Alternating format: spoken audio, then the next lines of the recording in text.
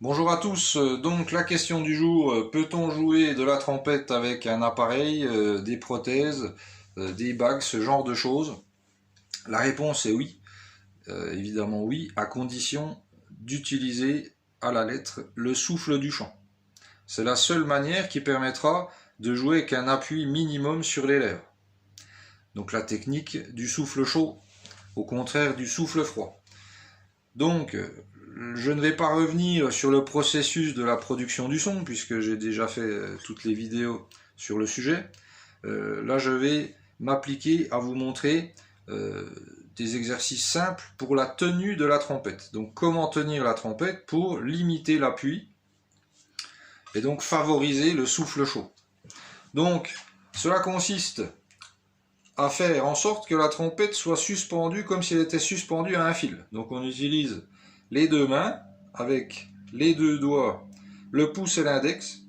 Voilà. On essaie de bien équilibrer le poids. Et de cette manière, on n'appuiera quasiment pas. Et on peut s'entraîner à faire des petites vocalises.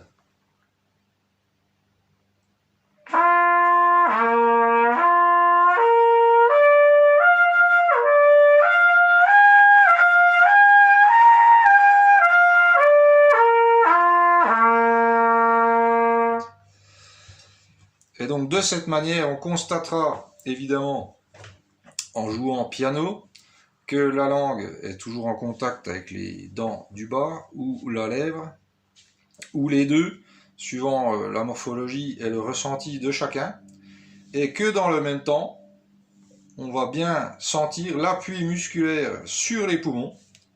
Plus la fréquence sera élevée, plus les muscles vont accompagner avec un appui plus ou moins élevé suivant la tessiture. Donc cet appui musculaire, évidemment en souplesse. On ne va pas chercher à appuyer volontairement, mais c'est la véhémence, le champ intérieur qui va diriger tout ça avec beaucoup d'énergie. Et beaucoup d'énergie ne veut pas dire jouer fort. Donc toujours piano. Donc ça c'est l'exercice, on va dire, de base. Et ensuite, la tenue de la trompette pour le jeu dans les études musicales. Donc la main gauche comme ceci.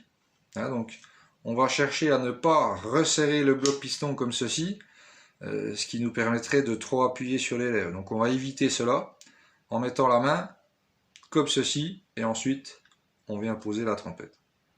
Ensuite la main droite, le pouce ici, et on va éviter de mettre le petit doigt dans l'anneau.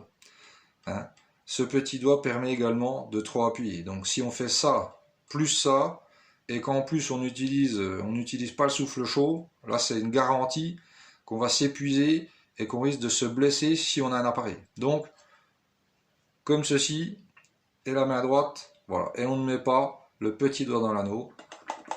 Il n'y aura pas de souci pour appuyer sur les pistons si le pouce est bien en appui sous la branche embouchure.